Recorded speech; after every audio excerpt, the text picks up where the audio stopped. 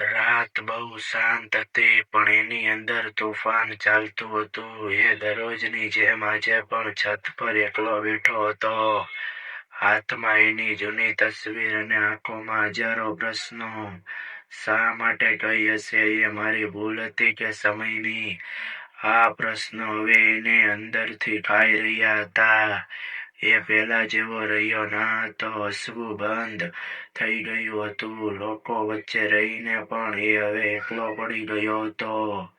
પણ બીજી બાજુ એ છોકરી પણ ખુશ ના હતી.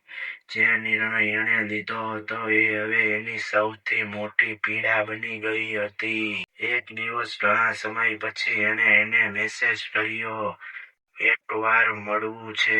મેસેજ વાંચીને એ થોડા સમય માટે શાંત થઈ ગયો. દિલ ફરી ધડકવા લાગ્યું. જૂની યાદો ફરી જીવંત થઈ ગઈ.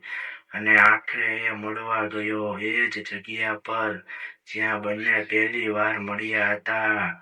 થોડા સમય પછી એ છોકરી સામે આવી, પણ આજે એની આંખોમાં પહેલાની ખુશી નહોતી, ફક્ત પછતાવો હતો. થોડી વાર બંને ચૂપ રહ્યા. પછી છોકરી ધીમે બોલી, તું સાચો હતો, ભૂલ મારી હતી. આ શબ્દ સાંભળીને એની આંખો ભીની થઈ ગઈ. એણે ઘણું કહેવું હતું, પણ શબ્દો જ નહોતા. છોકરી ફરી બોલી, હું તને ભૂલી નહોતી શકી. દરરોજ તારું નામ યાદ આવતું હતું, પણ હવે બહુ મોડું થઈ ગયું છે. એ છોકરો ફક્ત એને જોતો રહ્યો, કારણ કે જે દિલ એક વખત તૂટી જાય ને એ ફરી પહેલું નથી રહેતું.